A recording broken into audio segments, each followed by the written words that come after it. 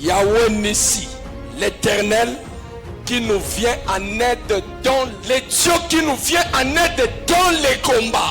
Yahweh Nissi, c'est en hébreu, parlons français. L'Éternel, mon étendard, c'est lui qui accorde son aide dans la guerre.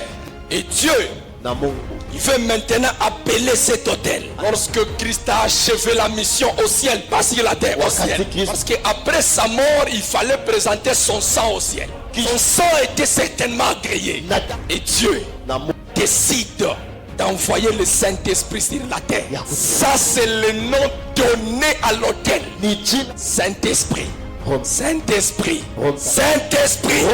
Il est appelé le consolateur. J'aime beaucoup le grec. Le grec l'appelle le parakletos. Ça signifie c'est lui qui nous vient en aide. Est-ce que vous comprenez ça? C'est lui qui nous vient en aide dans la bataille, dans la guerre. Donc, les Yahweh Nissi de l'Ancien Testament, c'est le Saint-Esprit du Nouveau Testament. Dieu ne peut pas se contredire parce qu'il n'est pas un homme, ni un fils d'un homme. Sans le Saint-Esprit, nous sommes sans force, nous sommes inutiles. Dieu décide de donner un nom à l'autel. Cet autel est appelé le Saint-Esprit. Et le Saint-Esprit sur la terre, c'est la preuve.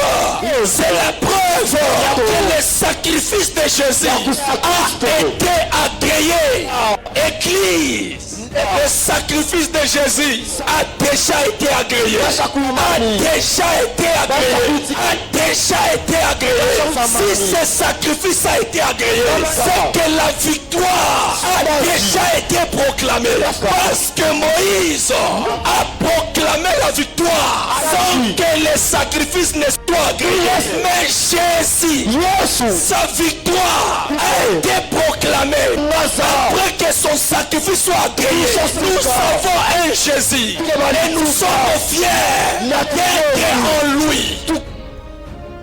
Le Yahweh Nissi de l'Ancien Testament, c'est le Saint-Esprit du Nouveau Testament. Yahweh Nissi, c'était pour célébrer la victoire des enfants d'Israël. Et le Saint-Esprit sur la terre est une célébration de la victoire de Jésus sur le diable.